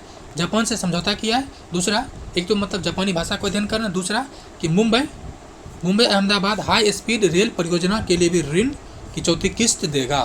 और साथ ही साथ जो पटना मेट्रो बन रहा है, ठीक है, पटना मेट्रो, उसमें भी जापान की कंपनी इन्वेस्टमेंट किया है। ये भी इंपॉर्टेंट है। मतलब नेक्स्ट खबर क्या है? अब देखिए एक और इम्पॉर्टेंट लाइन है, ये लाइन, ये आपको इंट्रोडक्शन या कंक्लूजन में कहीं भी लिख सकते हैं। क्या कह रहा है कि नई दिल्ली प्रवास के दौरान मेहमान प्रधानमंत्री की दिल्ली स्थित बुद्ध जयंती पार्क में मुलाकातें हुआ और मतलब ये पानी पूरी खाया, ये यूट्यूब पे काफ़ी वायरल था। अब देखिए नेक्स्ट क्या है कि जापान प्रधानमंत्री फुमियो किशिदा के भारत यात्रा के दौरान दोनों देशों के आपसी संबंधों को प्रगाढ़ हुआ। ये आप लिख सकते हैं मेंस में, द्विपक्षीय संबंध लिखना हो कि दोनों देशों के बीच क्या हो रहा है कि आपसी संबंध है उसमें गतिशीलता आ रहा है या प्रगाढ़ हो रहा है। वही अंतर्राष्ट्रीय मंचों पर आपसी सहयोग भी बढ़ रहा है। ये 2 पॉइंट हुआ, यानी बायलैटरल जो रिलेशन है उसमें प्रगाढ़ हो रहा है और जो अंतर्राष्ट्रीय फोरम है या मंच है उस पर दोनों का कोलैबोरेशन या सहयोग बढ़ रहा है। ठीक है, मार्च 2023 में प्रधानमंत्री कम से कम 3 बार मिले। ये इंपॉर्टेंट नहीं, बस वही दोनों लाइन आपको लिखना था। नेक्स्ट क्या है आपके लिए इंपॉर्टेंट? क्या है इंपॉर्टेंट है कि शी जिनपिंग लगातार तीसरे बार अपने कार्यकाल के लिए राष्ट्रपति चुना गया। इंपॉर्टेंट क्या है? इंपॉर्टेंट ये है कि ये पहला व्यक्ति है जो तीसरा बार बना है। जी हाँ, कौन? ये, यानी ये तीसरे अपने जो कार्यकाल है उसके लिए निर्विरोध निर्वाचित हुआ। इंपॉर्टेंट यह है कि निर्विरोध हुआ। दूसरी बात, वहाँ जो पार्टी है उसका नाम क्या है? नेशनल, मतलब संसद है उसका नाम क्या है? National People's Congress, NPC। ठीक है, ये हुआ और 10 मार्च को ये संपन्न हुआ है। इंपॉर्टेंट दूसरा क्या है? इंपॉर्टेंट यह है कि ये तीसरे कार्यकाल तो पहला राष्ट्रपति है, क्योंकि इससे पहले क्यों नहीं होता था? एक सवाल तो आता है मन में। तो उससे पहले संविधान में ऐसा प्रावधान ही नहीं था कि कोई 3 बार राष्ट्रपति बन सकता है। ये कैसे बना? ये इसलिए बना, ये संविधान संशोधन कर दिया और संशोधन करके लगातार कार्यकाल तो मतलब कम्युनिस्ट पार्टी ऑफ चाइना के महासचिव भी बने और संविधान संशोधन करके ये राष्ट्रपति बनने वाले पहला व्यक्ति भी बन गए। ठीक है, पहले ऐसा प्रावधान नहीं था। और एक और व्यक्ति जो रूस के यानी जो व्लादिमीर पुतिन है, उसने भी क्या किया है? अपने देश के संविधान में संशोधन किया और तीसरे बार राष्ट्रपति बनने का रास्ता साफ कर लिया अपना। ठीक है, ये इंपॉर्टेंट है। दूसरा इंपॉर्टेंट ये है कि वहाँ के जो कि राष्ट्रपति को तो सबको नाम याद है, लेकिन गलती से प्रधानमंत्री पूछ दे तो हो सकता है कन्फ्यूजन हो जाएगा। नया प्रधानमंत्री भी चुना हुआ है, उसका नाम क्या है? जो चुना था ली केलियोंग के स्थान पे ली क्योंग वहाँ के नया PM है। ये भी इंपॉर्टेंट रखना है कि ली क्योंग को भी पीएम बनाया गया है। नेक्स्ट उतना ही आपके लिए खबर था, बाकी कितना वोट से जीता कितना वोट सारा वो हम लोग के लिए इंपॉर्टेंट नहीं है। नेक्स्ट खबर आपके लिए जो है क्या है कि नेपाल में मुख्य विपक्षी दल के उम्मीदवार रामचंद्र पंडोले राष्ट्रपति निर्वाचित हुए हैं। पहली बात तो ये कहाँ का है, नेपाल का है, और नेपाल का राम जी का संबंध बहुत अच्छा है, यानी राम जी का ससुराल कहाँ है, नेपाल है। आपको कैसे याद रखना है कि वहाँ का जो राष्ट्रपति है वो राम है। कौन है, राम है, इसलिए आपको याद रखना। कैसे याद हो जाएगा, रामचंद्र पंडोले राष्ट्रपति हुआ, याद ट्रिक के तौर पे कह सकते हैं राम जी वहाँ के राष्ट्रपति हैं। दूसरा क्या है, ये पूछ लेता है कि कभी कभी किस पार्टी से था, जैसे जो बाइडेन को लेके पूछा था और एक ब्रिटेन के पीएम था उसको लेके भी पूछा था। जो बाइडेन नहीं बल्कि उससे पहले जो था वो रिपब्लिकन पार्टी के जो था उसके लेके था, यानी कौन सा पार्टी का था इस चुनाव में, communist party of India, India नहीं बल्कि नेपाल, यानी यूनिफाइड मार्क्सिस्ट लेनिन वाला, यानी CPM और UNP के सहयोग से, यानी कम्युनिस्ट जो मार्क्सिस्ट लेनिन वाला पार्टी था उसका जो उम्मीदवार था अपोजिशन का वह सुभाष चंद्र नेवांग था, जिसको हराकर ये खिताब खिताब ने राष्ट्रपति का पद हासिल किया। ठीक है, वह नेपाल के तीसरे राष्ट्रपति हैं ओवरऑल, क्योंकि 2015 में नेपाल ने संविधान को अपनाया है, इसलिए वो तीसरे राष्ट्रपति। ये 3 पॉइंट हो गया आपके लिए। नेक्स्ट खबर जो है आपके लिए वो देखते हैं, उससे पहले वो कई बार बन चुके, बस नेक्स्ट आपके लिए कुछ इंपॉर्टेंट नहीं है। ठीक है, कुछ और इम्पॉर्टेंट है जो बस भारत के सिमिलर है, जैसे कि भारत में भी 50% अधिक 50% प्लस एक मत होना चाहिए, तो यहाँ पर भी वही कंडीशन है, 50% से ज़्यादा मत हासिल करने वाला वो उम्मीदवार विजेता रहता है। तो सेम कंडीशन जैसे इंडिया में भी है, बस इसके लिए था। नेक्स्ट उसमें बस उतना ही था। नेक्स्ट खबर क्या है, 8वां रायसीना डायलॉग, जी हाँ 8वां रायसीना संवाद संपन्न हुआ। रायसीना समझ रहे हैं, दिल्ली का जो क्षेत्र है वो रायसीना पहाड़ी पर, रायसीना हिल्स पे था, इसीलिए उसका नाम रायसीना पड़ा। लेकिन ये संस्करण 8वां था, ये संस्करण क्या था, 8वां था। कब से कब हुआ, तो 2 से 4 मार्च 2023 को। ये जियो पॉलिटिक्स एंड जियो स्ट्रैटेजी के पॉइंट ऑफ व्यू से काफ़ी इंपॉर्टेंट है। अब देखिए जियो पॉलिटिक्स एंड जियो स्ट्रैटेजिक दोनों अलग अलग टर्म है। ठीक है, जियो पॉलिटिक्स जियो स्ट्रैटेजी आता है, स्ट्रैटेजी यानी रक्षा सुरक्षा के क्षेत्र में, जबकि पॉलिटिक्स बाकी क्षेत्रों के लिए आता है। इसमें 100 से अधिक देशों के प्रतिनिधि ने भाग लिया। इंपॉर्टेंट उतना नहीं है, ठीक है, बस इंपॉर्टेंट ये है कि रायसीना का जो थीम क्या था, ये पूछ सकता है। थीम क्या था, तो रायसीना का जो संवाद थीम था, उकसावा, अनिश्चितता, अशांति, light house in the Tempest, ये था। यानी क्या था, provocation, uncertainty, turbulence, light house in the Tempest, ये इसका थीम था। तो थीम थोड़ा सा 1-2 बार देख लें, क्योंकि थीम कभी कभी पूछा जाता है। इसका उद्घाटन किसने किया, सिंपल सी बात है, किसने किया, तो प्रधानमंत्री मोदी जी, मोदी जी, और साथ में कौन थे, जो इटली के प्रधानमंत्री जिम, कौन सा है, मतलब उद्घाटन तो मोदी जी किया, लेकिन मुख्य अतिथि कौन थे, जिम कौन सा है, जॉर्जिया मेलोनी, जो इटली के पीएम है। ठीक है, अब मुझे लगता है याद हो गया होगा जॉर्जिया मेलोनी आपका। रायसीना के बारे में जान लीजिए। ये 8वां इस संवाद करीब 8वां था। पहला हुआ था मार्च 2016 में। ठीक है, मार्च 2016 में, और इस बार लगातार 8वां बार है। यानी सवाल एक यहाँ से इम्पोर्टेंट ये है कि मतलब कन्फ्यूजन के लिए प्रीलिम्स दे सकता है, क्या कोरोना का मतलब हो सकता है कि लगातार नहीं है, क्योंकि लगातार नहीं है, लेकिन ये लगातार है। कोविड में भी ये वर्चुअल तरीके से हुआ है, इसलिए ये अपने आप में क्या है, लगातार है। ये इंपॉर्टेंट पॉइंट है, और अपने तरीके से ये 8वां है, और सब्जेक्ट देख ही चुके हैं, थीम क्या था।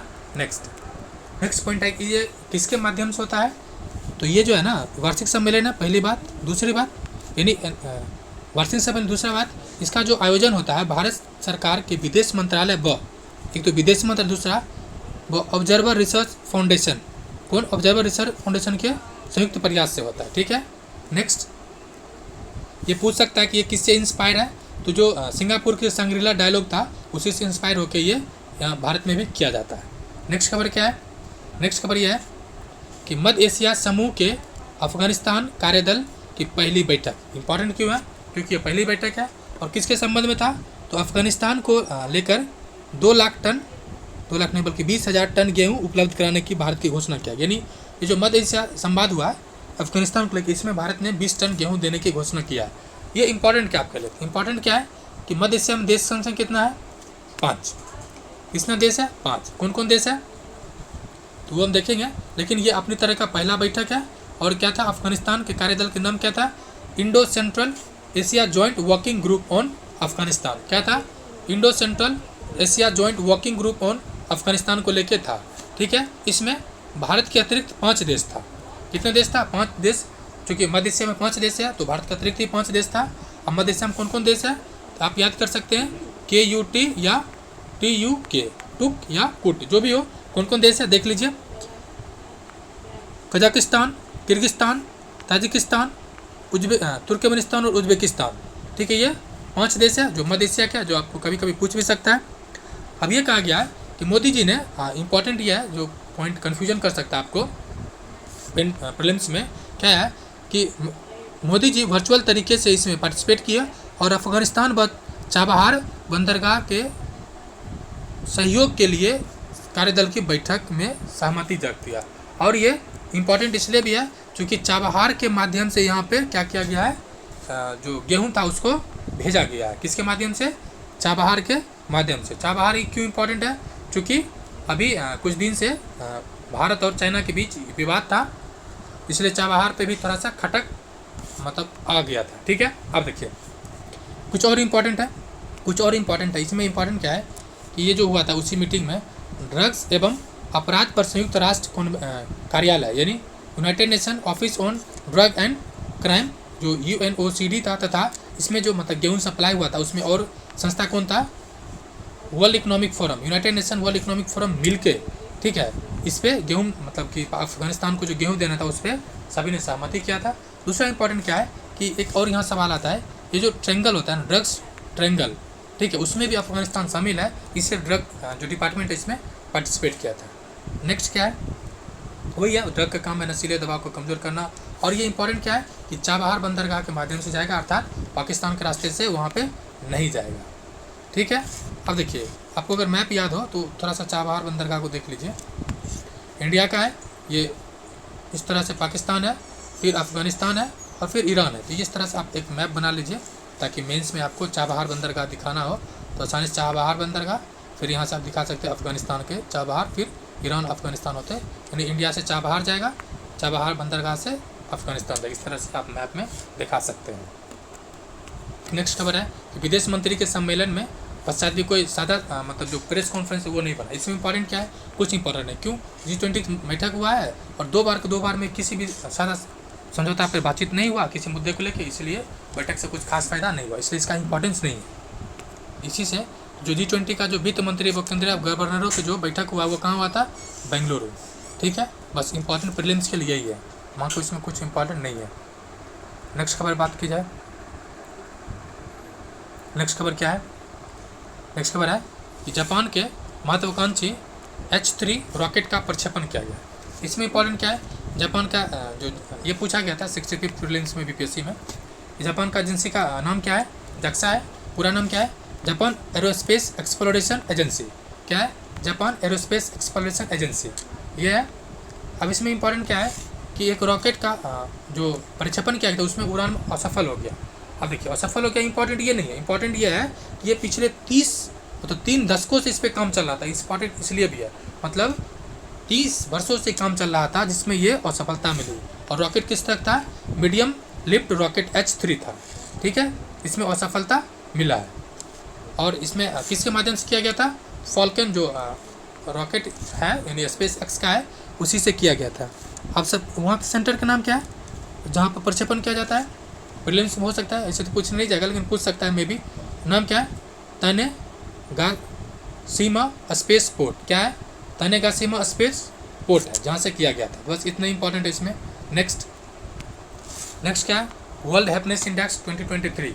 ठीक है, भारत का स्थान क्या है? 146 देशों में 136। इंपॉर्टेंट क्या है? एक इंपॉर्टेंट यही है कि टोटल देश कितना है? 146। भारत का स्थान क्या है? 136। अब चलिए देखते हैं ये किसके द्वारा जारी किया जाता है। ये मेंस में भी पूछता है, एक क्वेश्चन पूछ लेता है मेंस में भी, तो आपको इस बात को भी ध्यान रखना, इसको मेंस पॉइंट से भी देखना है। तो इसमें किसके द्वारा जारी किया जाता है? जो sustainable development United nation sustainable development solution network के द्वारा, किसके द्वारा संयुक्त राष्ट्र सतत विकास समाधान नेटवर्क के द्वारा ये जारी किया जाता है, वर्ल्ड हैप्पीनेस इंडेक्स। ठीक है, ये प्रतिवर्ष जारी किया जाता है। इसमें जो रैंक है, रैंक नहीं बल्कि नंबर जो रहता है, यानी पॉइंट जो है 0 to 10 रहता है। और इसमें कुछ सेक्टर है जो पूछा जाता है, मानक।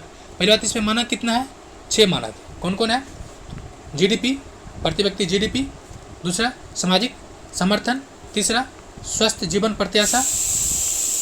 क्या है? पाँचवा है उदारता, और चौथा है उदारता, पाँचवा है जीवन जीने का विकल्प की स्वतंत्रता, और छठा है भ्रष्टाचार की क्या धारणा। यानी 6 पॉइंट्स है। ये पूछ सकता है प्रीलिम्स में, मेंस में तो आपको आएगा तो लिखना ही पड़ेगा 6, बट प्रीलिम्स में भी 6 पूछ सकता है। आपको फिर से बोल देता हूँ। Per capita GDP, social support, health life expectancy, generosity in उदारता, freedom to make life choice and perceptions on corruption. ये 6 मानक है, 6 आधार है जिसके आधार पर हुआ तैयार किया जाता है रिपोर्ट। नेक्स्ट, इस रैंक पे टॉप पर कौन है? टॉप पर है फिनलैंड। जैसे आते हैं हंसना और हियाना फिफियाना टाइप का कुछ भी हो, ट्रिक बना सकते हैं। फिनलैंड टॉप पर है, और सबसे बड़ी बात है कि ये इस रैंक पर लगातार 6ठे वर्ष टॉप पर है। फिर फिनलैंड जो है 6ठे वर्ष लगातार टॉप पर है। और अगर रैंक उसके नंबर की बात की जाए 7.842 है। ठीक है, बाकी इसका देखते हैं, टेबल में दिया हुआ है सभी चीज़ें, टेबल वाइज देखते हैं। ठीक है, टॉप 10 जो कंट्री है जो हैप्पीनेस में, बट टॉप 10 को नहीं देखना है, देखना है फिनलैंड, डेनमार्क, स्विट्जरलैंड। ठीक है, ये फिनलैंड FDS ये टॉप पर है। फिनलैंड, स्विट्जरलैंड, FDI भी है लेकिन बीच में ऐसा आ जाता है। ये टॉप पर है, जिसका टॉप का रैंक देख लीजिए। बाकी भारत का स्थान देखा जाए सबसे नीचे पे भारत है 136 पे। ये भी देख लीजिए पॉइंट कितना है भारत के, 3.819 यानी 38, 19 दूनी 38। ऐसे भी ट्रिक बना सकते हैं आप। कितना है? 38 है, और किसका पार्ट है? 19 दूनी 38। मतलब इस तरह से कुछ भी ट्रिक उतार पे देख सकते हैं। ठीक है, और सबसे लास्ट कौन है? तो हमारा पड़ोसी अफगानिस्तान। यानी हमारे पड़ोसी में सबसे खराब किसका है? अफगानिस्तान का, दूसरा भारत का ही है। अब भारत की देखा जाए पड़ोसी देश में तो भारत से सब बेहतर ही है। बस देख लीजिए, जैसे चीन है, चीन, नेपाल, बांग्लादेश, पाकिस्तान, म्यांमार। अब देखिए पाकिस्तान भी खुशहाल है, ये भी अपने आप में बहुत बड़ी बात है। किस आधार पर रैंक जारी किया गया? म्यांमार है, श्रीलंका है, भारत और अफगानिस्तान। ठीक है, ये सब मेंस में कम आएगा, बस पीटी में कम ही उम्मीद रहता है। लेकिन ब्रिक्स देश में जो भारत का स्थान है उसमें भी सबसे पीछे है। तो ये सब आप बाकी आपको PDF मिल जाएगा, आप PDF एज इट इज़ मिल जाएगा, आप वहाँ जाके भी अंडरलाइन पार्ट पढ़ सकते हैं। नेक्स्ट है सिप्री का रिपोर्ट। ये किससे रिलेटेड है? तो सिप्री जो स्वीडन स्थित संस्था है सिप्री है, ये जो हथियार है उसका आयात निर्यात संबंधित आंकड़े जारी करता है। तो देखते हैं, चलिए टेबल फॉर्म में दिया गया सिप्री है क्या, तो वही पहले देख लीजिए, कभी कभी फुल फॉर्म पूछ लेता है। Stockholm International Peace Research Institute, SIPRI क्या है? Stockholm International Peace Research Institute, ये भी है जो प्रतिवर्ष जारी करता है। ये जो रिपोर्ट है मार्च 2023 में जारी किया गया है। ठीक है, जिसमें से बताया गया है कहाँ से कहाँ तक आंकड़े हैं। तो 13 से 17 का तुलना किया गया है 18 से 22 के बीच में, यानी 5 वर्षों का आंकड़ा है। चलिए देखते हैं क्या क्या है। पहला क्या है कि जो राष्ट्र है निर्यात करता है, ठीक है, और निर्यात में कितना प्रतिशत करता है। तो टॉप पर कौन है? स्वाभाविक सी बात है अमेरिका है टॉप पे। कितना परसेंट करता है ओवरऑल? अगर 18 से 22 की बात की जाए तो 40% का ओवरऑल। ठीक है, 40% किया। और सर्वाधिक किसको दिया? अमेरिका। सर्वाधिक जो दिया सऊदी अरब दिया, दूसरा स्थान पर आता है। मतलब अमेरिका सबसे टॉप पर किसको दिया? सऊदी अरब को। कितना परसेंट दिया? 19%। दूसरा स्थान पर निर्यात में किसका आता है? भारत का। और किसको सर्वाधिक किया? भारत 31%, यानी रूस से भारत किया है 31 में, सर्वाधिक रूस से ही किया अभी भी।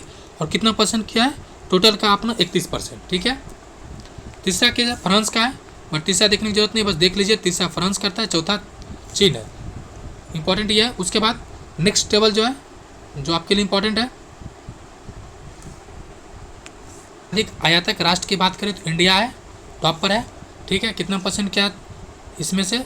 कुल वैश्विक में से 11% किया है। और सर्वाधिक किससे किया है? रूस से। दूसरा नंबर फ्रांस से, तीसरा नंबर अमेरिका से। यानी ये ध्यान रहे फ्रेंड्स, पहला रसिया है RFA, ठीक है, यानी रसिया, फ्रांस एंड अमेरिका। ये मतलब अभी भी इंडिया सर्वाधिक टॉप जो हथियार लेता है वो रसिया से, दूसरा नंबर फ्रांस से, तीसरा नंबर अमेरिका से। ये डेटा है, बस इंपॉर्टेंट इसमें यही है। बाकी एज इट इज़ डेटा चाहे तो आप पढ़ सकते हैं, लेकिन उसकी कोई आवश्यकता नहीं है। बाकी वही सब चीज़ें इसमें भी बताया गया है, बस वही टेबल फॉर्म में था, तो कुछ इंपॉर्टेंट नहीं है। बाकी एक चीज़ और है, जो इसरो का आपने देखा था, तो जो 36 उपग्रह प्रक्षेपण किया था, ये किसका था? वनवेव के, मतलब ब्रिटेन कंपनी है जो ब्रिटेन का भी करता है। ब्रिटेन के जो वनवेव है उसका प्रक्षेपण किया है, ठीक है। क्या कह रहा है? भारतीय अंतरिक्ष अनुसंधान संस्थान इसरो के द्वारा जो कॉमर्शियल सेटेलाइट है उसमें मतलब 26 मार्च को इसको प्रक्षेपण किया था। ब्रिटेन का था वनवेव, जो इस सीरीज़ का ये अंतिम है, मतलब इस बार जो कर दिया, जितना जो था वो पूरी तरह से कर दिया। और इससे सबसे भारी रॉकेट कौन था? तो साली रॉकेट LBM-3, इससे क्या था, ये काफ़ी इंपॉर्टेंट है। नेक्स्ट इसमें कुछ खबर है तो जी नहीं, बस वही था कमर्शियल जो एक सेटेलाइट है, प्रक्षेपण यान है। ये जो इसरो का कौन सा है? LBM-3, ये क्या है? वनवेव इंडिया 2 का प्रक्षेपण किया, कामयाबी हुआ, और ये एक तरह से जो व्यावसायिक प्रक्षेपण जो है उसके तरह ये किया गया था, ठीक है। तो बस कुछ इंपॉर्टेंट ज़्यादा नहीं है इसमें। नेक्स्ट है ये जो पार्ट है आपको आर्थिक परिदृश्य, यानी आर्थिक या वाणिज्यिक परिदृश्य, उससे रिलेटेड है। इसमें कुछ इंपॉर्टेंट है, ज़्यादा इंपॉर्टेंट नहीं, बस कुछ है जिसको हम लोग देख लेते हैं। अमेरिका में सिलिकॉन वैली और सिग्नेचर बैंक डूब गया। जी हाँ, इंपॉर्टेंट आपके लिए क्या है कि सिलिकॉन वैली और सिग्नेचर बैंक का संबंध किससे था? तो अमेरिका से था, ठीक है। इंपॉर्टेंट यह है कि ये जो बैंक था, ठीक है, वो पिछले 5 वर्षों में सर्वश्रेष्ठ बैंक का पुरस्कार सिलिकॉन वैली बैंक को मतलब मिला था, ठीक है। सिलिकॉन वैली बैंक के अचानक फेल होना दिवालिया का होने का संकेत दे रहा, मतलब ये मेंस के लिए, मेंस में कह सकते हैं कि बैंकिंग सिस्टम को क्यों, मतलब केस स्टडी लिख सकते हैं आप, केस स्टडी में लिख सकते हैं कि पिछले 5 वर्षों में जिस बैंक को सर्वश्रेष्ठ बैंकिंग का खिताब मिला था वो भी बैंक क्या हो गया, डूब सकता है।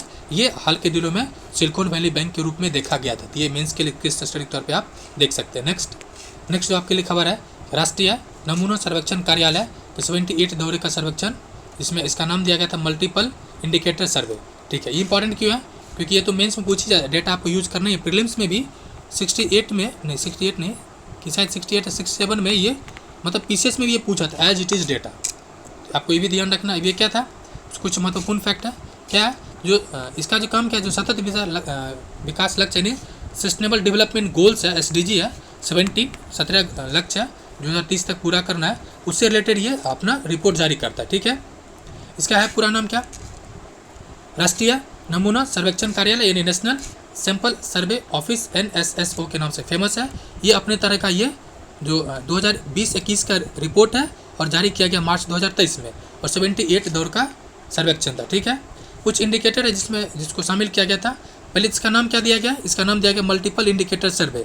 ऐसे मल्टीपल इंडिकेटर सर्वे में क्या क्या शामिल है? जो शामिल है, परिवार के पास घर है कि नहीं है, शौचालय है कि नहीं है, शैक्षणिक एजुकेशन लेवल क्या है, टेलीफोन की स्थिति क्या है, ऊर्जा का स्तर क्या है, स्वच्छ ऊर्जा है कि नहीं, इस तरह से ये रिपोर्ट जारी किया गया था, मतलब ग्रामीण और शहरी इलाका का बाइफर्केट करके और ओवरऑल भी, ठीक है। ये इसका एक इंडिकेटर था। कुछ पॉइंट्स है जो आपको मेंस में काम आएगा, जैसे कि जो बेहतर स्रोत की बात करा जाए जल के मामले में, तो अखिल भारतीय पे 95% पास बेहतर स्रोत उपलब्ध है। वही अगर शहरी क्षेत्र की बात की जाए तो शहरी क्षेत्र में 97%, 97.2% है, जबकि ग्रामीण क्षेत्र में 95%। देखिए, अगर आप मेंस लिखने जा रहे हैं ना, आपके कुछ एग्जैक्ट डेटा याद नहीं है, कोई बात नहीं, आप इंग्लिश में लिखने तो अबाउट लिख दें, हिंदी में लिखने तो लगभग जैसे ये रहे 97%, इस तरह से काम चलाना है, डेटा नहीं खेलना है ज़्यादा, ठीक है। वही शौचालय की बात की जाए, ओवरऑल बोला कि 98% पास शौचालय है, बेहतर शौचालय, जबकि ग्रामीण क्षेत्र में 97.5 और शहरी क्षेत्र में 99.5, ये चीज़ है। नेक्स्ट, ऊर्जा के क्षेत्र में बात की जाए तो प्राथमिक स्रोत के आधार पर बात किया गया स्वच्छ ऊर्जा ईंधन के मामले में ओवरऑल प्रतिशत जो है वो 63.1 यानी बहुत कम है। वही ग्रामीण की बात की जाए तो और कम है, कितना है, महज 49.8 है। वही शहरी की बात की जाए तो शहरी में बहुत ज़्यादा है जो 92% है, यानी स्वच्छता के ऊर्जा के मामले में थोड़ा सा स्थिति डलमडोल है। कुछ और आंकड़े हैं जो कि उतना आंकड़े नहीं देखना है, बस देख लीजिए क्या है। तो परिवहन की बात की जाए, परिवारों में प्रतिशत जो है मतलब फ्लैट खरीदने के मामले में शहरी क्षेत्र में लगभग 10% क्या हुआ है कि इंक्रीजमेंट देख सकते हैं, ग्रामीण क्षेत्रों में लगभग मतलब ग्रामीण क्षेत्रों में थोड़ा कम हो, क्योंकि घर में ग्रामीण में माना जाता है घर ना हो ऐसा संभव नहीं है, घर तो होना ही है सबके पास, इसलिए ग्रामीण क्षेत्र में कुछ और आंकड़ा है तो इसको PDF दे देंगे, आप देख सकते हैं, बाकी डेटा ज़्यादा नहीं खेलना है।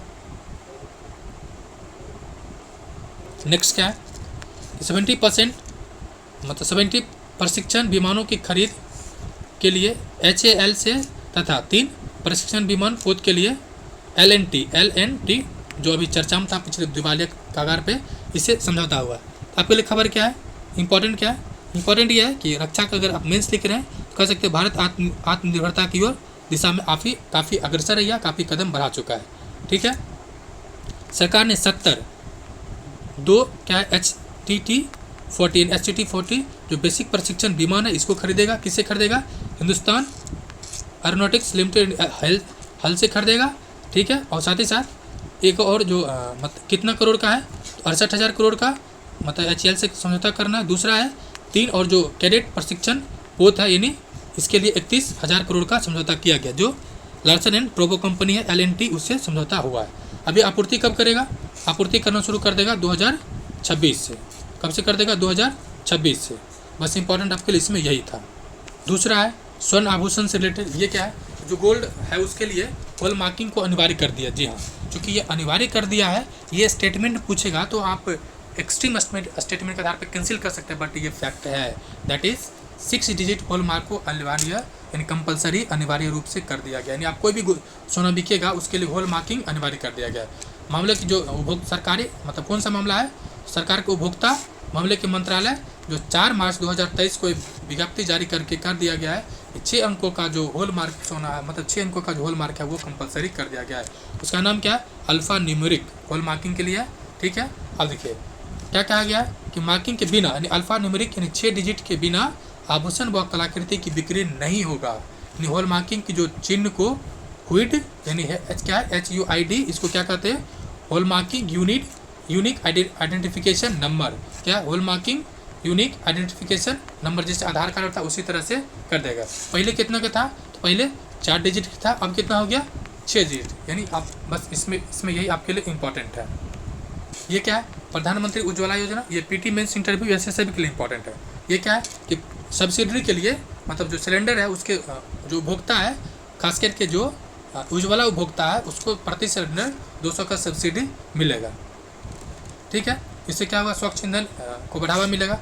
अब सवाल यहाँ आता है आपके लिए इंपॉर्टेंट क्या इसमें, पहला इंपॉर्टेंट ये है इसका शुरुआत कब हुआ, तो प्रधानमंत्री उज्ज्वला योजना का शुभारंभ हुआ है 2006 से। कब हुआ, 2006 से। और ये महिला सशक्तिकरण के लिए भी इंपॉर्टेंट है, चूँकि ये महिलाओं के नाम पे कनेक्शन उपलब्ध कराया जाता है। किसको, तो गरीब परिवार को। ठीक है, इसमें लाभार्थी की संख्या कितना है, 1 मार्च 2023 की स्थिति है, उसमें 9.59 करोड़ यानी लगभग 9.6 करोड़ लाभार्थी अगर हम मेंस लिख रहे हैं तो लगभग लगा के आप काम चला सकते हैं। ठीक है, अब दूसरा इंपॉर्टेंट क्या है, वही है कि प्रति सिलेंडर 200 रुपया अतिरिक्त सब्सिडी दी जाएगी।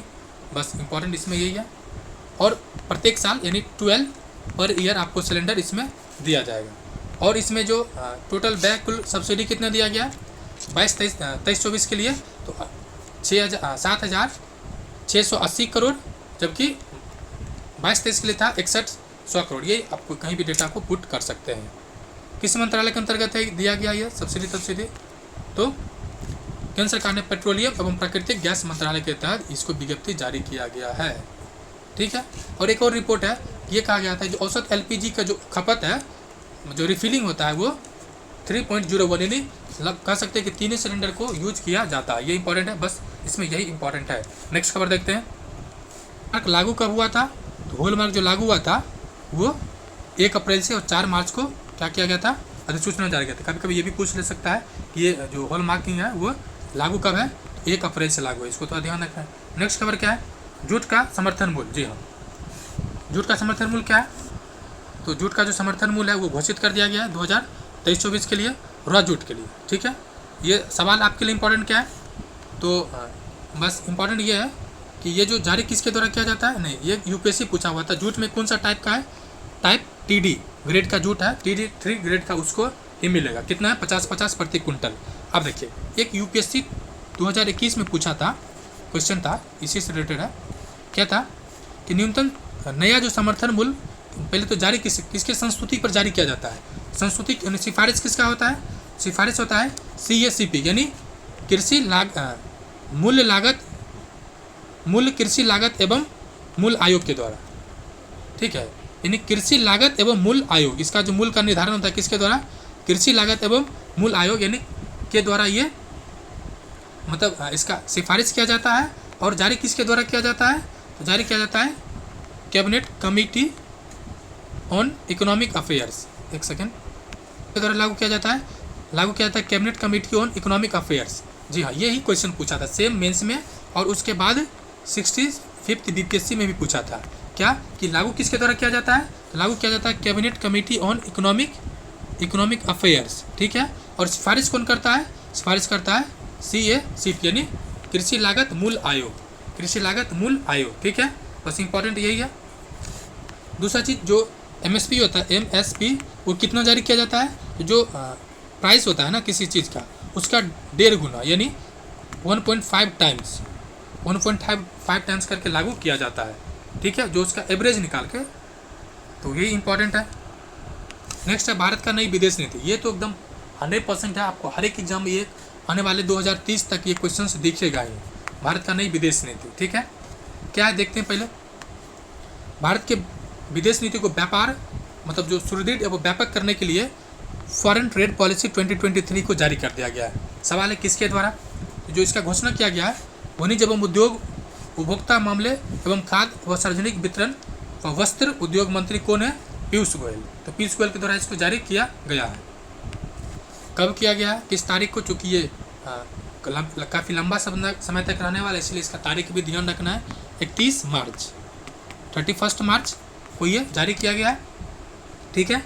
दूसरा इसमें इंपॉर्टेंट क्या है, ये मतलब इसका कोई टेन्योर फिक्स नहीं, इसका कोई समय फिक्स नहीं है, मतलब नहीं समझे, मतलब ये हुआ जो पहला विदेश नीति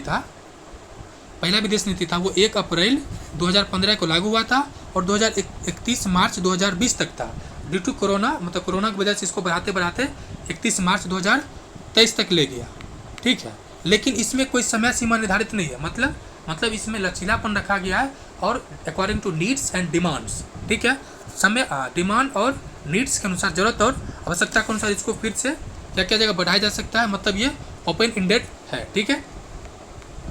दूसरा मतलब वही कि पहला जो समाप्त हो गया था 20 में बढ़ा के लाया है, इंपॉर्टेंट। ये तीसरा खबर क्या है, कुछ है इंपॉर्टेंट, जैसे अभी जो भारत का जो टोटल व्यापार है वो कितना है, हो चुका है कितना, तो 700 यानी 760 अरब डॉलर हो चुका है, जो काफ़ी मतलब एक यूनिक और ये अभी तक का सर्वाधिक है, ठीक है। वस्तु व्यापार टोटल हो चुका है। और ये जो विदेश नीति है इसमें कुछ लक्ष्य रखा गया है। विदेश नीति का कोई लक्ष्य नहीं है, मैं फिर से बता देता हूँ, विदेश नीति का कोई मतलब समय सीमा नहीं है, लेकिन उसमें जो फ़ायदा है, जो निर्यात होने वाला सामान है, जो प्रोडक्ट है, उसका निर्धारित समय है। जैसे क्या किया गया है, निर्यात को $2 ट्रिलियन तक 2030 तक पहुंचाने का लक्ष्य। किसको, निर्यात को, यानी एक्सपोर्ट को कितना करने तक, 2 ट्रिलियन करने का लक्ष्य है, ठीक है, 2030 तक।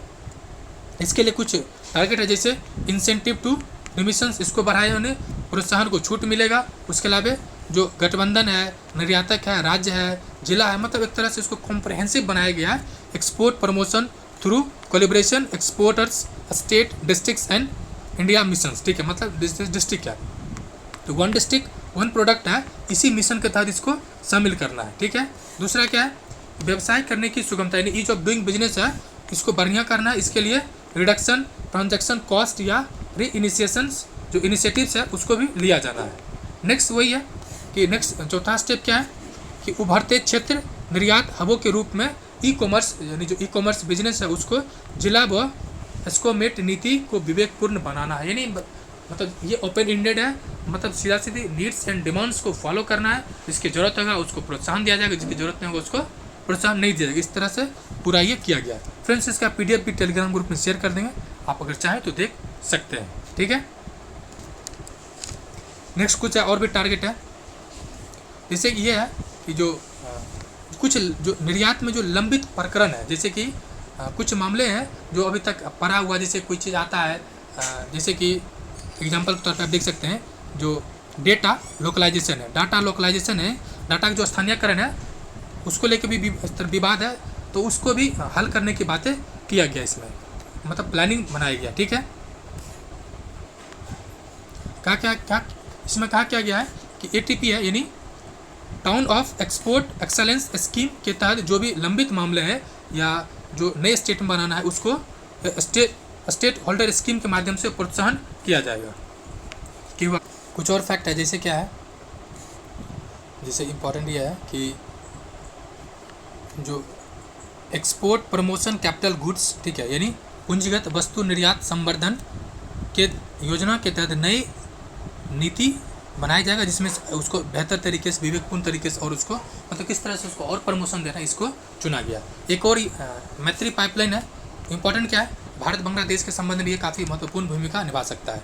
ठीक है, ये किस तरह से पाइपलाइन है, तो सीमा पार जो ऊर्जा जो पारागमन है उसके लिए है, तो भारत और बांग्लादेश के बीच है, ये संबंध में प्रगाढ़ बनाता है, दोनों देशों के बीच है, और ये दोनों देशों के बीच पहली क्रॉस बॉर्डर पाइपलाइन है, यानी जो भारत और बांग्लादेश के बीच ये क्या है, पहली क्रॉस बॉर्डर पाइपलाइन है। ये कहाँ से कहाँ किसके बीच है, प्लेन है, इसके जरिए जो असम स्थित नुमालीगढ़ रिफाइनरी के लिमिटेड के पश्चिम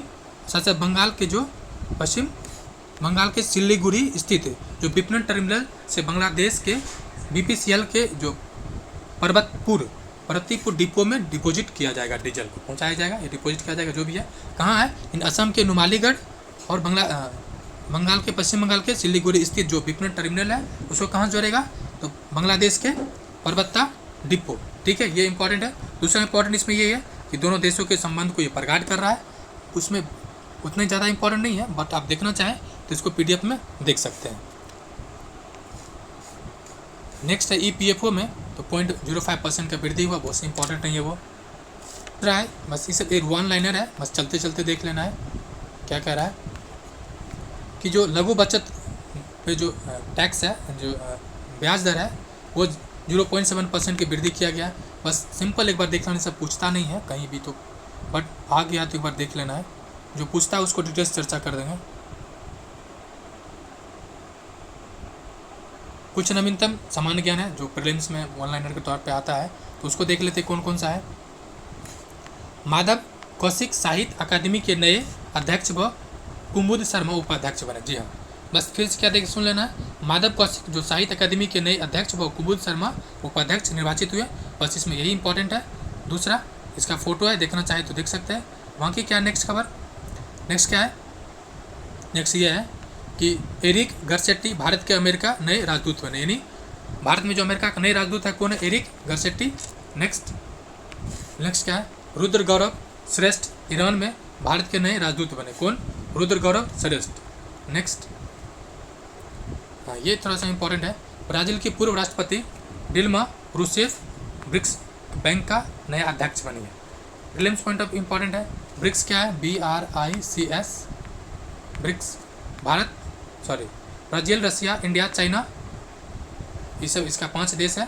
एंड साउथ अफ्रीका है, ब्रिक्स के नहीं है, ब्रिक्स है, BRIC, ठीक है, ये 5 देश है ब्रिक्स में। तो ये जो इम्पोर्टेंट है, चूँकि ये कौन बनी है, तो डिल्मा रूसेफ। ठीक है, NDB का न्यू डेवलपमेंट बैंक ब्रिक्स का है, कौन कौन है, ब्राज़ील, रसिया, इंडिया, चाइना, साउथ अफ्रीका, ये बस इम्पोर्टेंट है। नेक्स्ट जो है क्या है, रश्मि शुक्ला सीमा सुरक्षा बल के नए महानिदेशक बनी है। बस सिंपल से ये इंपॉर्टेंट है कि रश्मि शुक्ला क्या बनी है, सीमा सुरक्षा बल के नए महानिदेशक। दूसरा क्या है, ये जून 2024 तक उनका कार्यकाल रहेगा। उसके अलावा जो ये जो केंद्रीय रिजर्व की भी निदेशक थी। ठीक है, अब देखिए जो सीमा सशस्त्र बल का काम क्या है, तो भारत और भूटान की सीमा पर लगे क्षेत्र है उसका सुरक्षा करना। क्या है, Rashmi Raman Singh Oriental Insurance company के नया CMD बनी, नाम क्या है, Rashmi Raman Singh Oriental Insurance company. बस प्रीलिम्स के लिए इंपॉर्टेंट है, मेंस में इसका कोई उपयोगिता नहीं है। वाइस एडमिरल संजय जसजीत सिंह भारतीय नौसेना के नए उप प्रमुख बने, चूँकि उप प्रमुख बने बाद में प्रमुख भी बनेंगे। नाम क्या है, संजय जसजीत सिंह। ठीक है, संजय जसजीत सिंह। नेक्स्ट क्या है, कुछ पुरस्कार है जो प्रीलिम्स में पूछा जाएगा। भारतीय महिला खिलाड़ियों के लिए BBC पुरस्कार, ठीक है। सवाल है किसको मिला, देखते हैं। इसका टेबल है, पुरस्कारों की सूची दिया गया। जैसे BBC Indian sports women of the year किसे मिला, मीराबाई चानू, भारोत्तोलक है। BBC para sports women of the year किसे मिला, भावना पटेल, जो पैरा टेबल टेनिस खिलाड़ी है। नेक्स्ट जो है वो काफ़ी इंपॉर्टेंट है, क्या है, BBC emerging player of the year किसे मिला, नीतू संघास को, जो मुक्केबाज है। उसके बाद BBC change maker of the year, lawn ball tennis की लवली चौबे, रूपारानी टर्की, पिंकी, ये सब मिला। इसका PDF फ्रेंड्स मिल जाएगा, आपने अगर चाहें तो PDF भी पढ़ सकते हैं।